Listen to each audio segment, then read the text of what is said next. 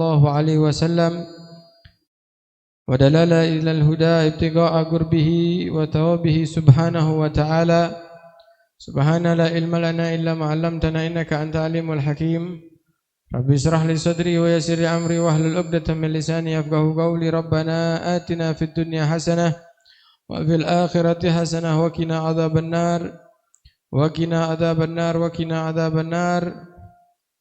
Bismillahirrahmanirrahim. Qala al-musannif rahimallahu taala al-Imam Yusuf bin Muhammad an-Nabhani rahimallahu taala fi kitabih Wasail Usul ila Syama'ir Rasul ila anahu qala wa amma idami Rasulillah sallallahu alaihi wasallam faqad kana sallallahu alaihi wasallam la yatawarra'u an mat'amil halal in wajada tamran duna khubzin akalahu wa in wajada lahman mashwiyan akalahu wa in wajada khubzan burrin akalahu aw sya'iran akalahu wa in wajada halwa aw asalan akalahu wa in wajada labanan duna khubzin akalahu waqtafa bihi wa in wajada bittikhan aw rutaban akalahu. Wa kana sallallahu alaihi wasallam ya'kulu ma hadara wa la yuruddu ma wajada.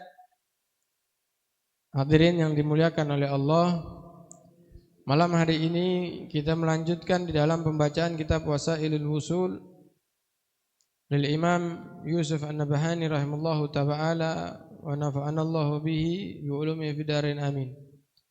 Kita sampai kepada pembahasan atau bab tentang lauk pauk yang dimakan oleh baginda Nabi besar Muhammad sallallahu alaihi wasallam, dan di sini dikatakan bahwasanya ya, jika baginda Nabi sallallahu alaihi wasallam la yatawarra an mat'amil halal. Nabi sallallahu alaihi wasallam tidak membeda-bedakan atau tidak menolak makanan yang halal. Jika itu terbukti makanan yang halal, yang dimaksud di sini yang halal, yang sudah dihalalkan oleh agama Islam dalam batasan-batasan syariat. Secara zahir, kita nggak ngomongin secara batin, tapi secara zahir ya, makanan yang diperbolehkan atau yang dihalalkan oleh syariat, maka Nabi Shallallahu Alaihi Wasallam tidak membeda-bedakan atau tidak menahan dirinya untuk memakan makanan tersebut. Selama itu halal akan dimakan oleh baginda Nabi sallallahu alaihi wasallam. In wajada tamran fa akalahu. In wajada tamran duna khubzin akalahu. Jika Nabi dapati hanya kurma tanpa ada roti di situ atau di samping kurma, hanya kurma aja enggak ada yang lainnya, maka Nabi akan memakan kurma tersebut tanpa harus meminta yang lainnya. Ya. Enggak akan bertanya, mana nih biasanya ada roti, kok enggak ada roti, enggak. Apa yang ada didapati oleh Nabi hanya kurma, maka yang dimakan sama Nabi hanya kurma saja. Ya. Wa in wajada lahman masywiyan akalahu. Ya, kalau didapati oleh Nabi ada daging panggang atau daging bakar, maka dimakan oleh Nabi Shallallahu Alaihi Wasallam tanpa meminta yang lainnya. Maksudnya apa? Ya, Nabi memakan apa yang ada di hadapan Nabi Shallallahu Alaihi Wasallam, tidak akan meminta lebihnya. Ya. Kalau kita biasanya dikasih ayam nggak ada nasinya, kita tanya, ini nggak ada nasi nih, masa ayam doang? Nah, Nabi nggak seperti itu. Akan tetapi Nabi memakan apa yang ada di hadapan Nabi Shallallahu Alaihi Wasallam sesuai dengan sabda beliau. Ya gulam kul mimma yalik. Wahai gulam, wahai anak, makanlah apa yang ada di hadapanmu. Ya, kul biyaminik wabda'u bismillah, kata Nabi, makan dengan tangan kananmu dan mulailah dengan membaca nama Allah Subhanahu wa taala. Ya, asyahid di sini bahwa Nabi sallallahu alaihi wasallam akan memakan makanan apa yang ada di hadapan baginda Nabi besar Muhammad sallallahu alaihi wasallam, dan tidak akan merepotkan orang lain. Ya, yang ada yang dimakan oleh Nabi itu yang disyukuri oleh Nabi sallallahu alaihi wasallam. Wa in wajada khubzun burrin akalahu. Kalau cuma yang didapatinya hanya roti gandum, maka dimakan roti tersebut oleh baginda Nabi sallallahu alaihi wasallam.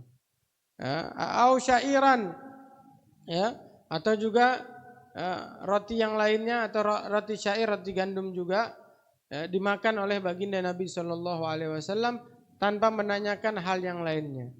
Wa in wajada halwah, atau didapati sesuatu makanan yang manis, au asalan, atau hanya madu yang ada, maka apa? Akalahu, maka dimakan oleh baginda Nabi Shallallahu Alaihi Wasallam.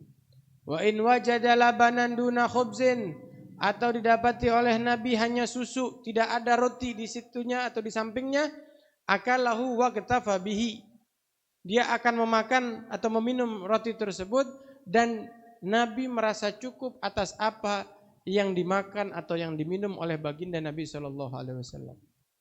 Ya. Jadi apa yang ada itu yang sudah disyukuri dan Nabi merasa cukup atas apa yang ada di hadapan Nabi Shallallahu Alaihi Wasallam. Ya. Dan bahkan di sini ulama mengatakan khususnya masalah susu, labanan, susu murni. Ya.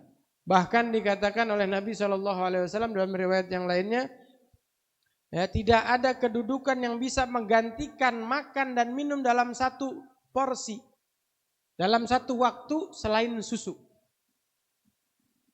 Ya. Makanya doanya ditambahkan oleh Nabi, fazidna minhu.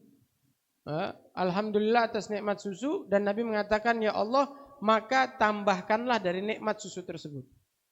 Karena apa? Ulama mengatakan dari sabda Nabi di riwayat yang lainnya bahwa apa? Hanya satu-satunya yang bisa menduduki kedudukan makanan dan minuman dalam satu waktu. Maksudnya apa? Dalam kedua keadaan ini, makan dan minum, yang cuma bisa menggantiin cuma satu, yaitu susu. Karena apa? Dengan minum susu orang akan merasa laparnya akan tertutup dengan susu tersebut dan gizi yang ada di dalamnya, dan hausnya akan hilang karena air susu tersebut. Jadi bisa dapetin keduanya, dapetin makanan, gantiin makanan dan gantiin minuman. Gantiin rasa lapar dan gantiin rasa haus. Nggak ada yang bisa gantiin keduanya tersebut kecuali susu. Makanya susu itu nikmat yang nggak bisa dipungkiri dan tidak bisa ditolak. Nah, Nabi Shallallahu Alaihi Wasallam kalau dikasih susu itu nggak pernah nolak, pasti diminum. Dan guru-guru kita yang kita lihat, yang kita belajar, kita lihat di hadapan beliau-beliau, kalau dikasih susu pasti diminum. Karena apa? Ini suatu nikmat yang Allah berikan, yang dimana nikmat yang diminta oleh Nabi untuk ditambahkan daripada nikmat-nikmat yang lain. Wa in wajada bittihan, kalau Nabi dapati buah-buahan seperti semangka, bittih, semangka. Au rutaban, ataupun tamar atau rutab. Ya, kurma yang masih muda. Ya, kurma itu namanya macam-macam. Ada yang mengatakan bishir. Bishir itu kurma yang masih muda banget, masih keras. Warnanya masih merah, itu namanya bishir. Ya, ada yang namanya rutoban, rutob, kurma juga, tapi yang sudah mulai menguning. Itu rutob. Ya, udah mulai menguning, agak lembek sedikit. Nah, itu apalagi kalau dimakan lagi dingin-dinginnya. Wah, nikmat itu. Ya, jadi manis agak kecut-kecut dikit. Itu namanya rutob. Ada lagi namanya tamron, kurma. Nah, tamr ini kurma yang sudah matang, yang berubah menjadi kecoklatan atau coklat tua, yang dimakan sebagaimana sebiasanya mayoritas umat Islam makan. Ya, yang kurma-kurma yang udah ada itu namanya tamr. Ya, tamar kurma yang sudah matang. Nah, itu semuanya dimakan oleh baginda Nabi besar Muhammad sallallahu alaihi wasallam. Bahkan memakan degel. Degel itu kurma yang sudah agak mau rusak. Nah, udah keras dikit, udah ketuaan, udah kematangan, itu agak mau rusak gitu. Kadang Nabi memakan kurma seperti itu. Ya, saking tawaduknya baginda Nabi besar Muhammad sallallahu alaihi wasallam di dalam perihal makanan. Karena apa? Karena makanan bukanlah satu-satunya hal yang paling penting di atas muka bumi itu di dalam kehidupan manusia, enggak. Memang makanan itu penting, tapi bukan sesuatu yang harus. Ya. Karena apa? Nabi aja mencontohkan kepada kita, kalau enggak dapat makan, maka ini hari saya puasa. Hal yujad ta'aman, nanya ke istrinya, ada makanan enggak nih hari wahai Aisyah? Enggak ada ya Rasulullah. Enggak kami dapati apapun di rumah kita. nggak ada makanan. Ya, jangankan daging atau nasi, ya, roti aja nggak ada ya Rasulullah, korma aja nggak ada ya Rasulullah, lagi kosong-kosongnya. Ya, kalau begitu kata Nabi, ya, wa idza dzalika fa inni shaimun, maka hari ini saya puasa. Tuh lihat. Ini mengajarkan kepada kita bahwa apa? Bukan suatu perkara yang penting di kehidupan kita, apalagi kita sampai marah-marah, kita sampai teriak-teriak kalau nggak ada makanan lah. Ya, ini makanan perihal, jika ada kita syukuri, kita nggak ada ya kita minta sama Allah. Ya, dengan kerendahan hati kita, dengan rasa butuh kita kepada Allah, dan kita syukuri apa yang Allah telah berikan kepada kita. Ada kita syukuri, nggak ada benar-benar kita merasa butuh kembali kepada Allah Subhanahu wa taala atas segala kebutuhan kita. Nah, itulah yang dilakukan oleh baginda Nabi besar Muhammad sallallahu alaihi wasallam.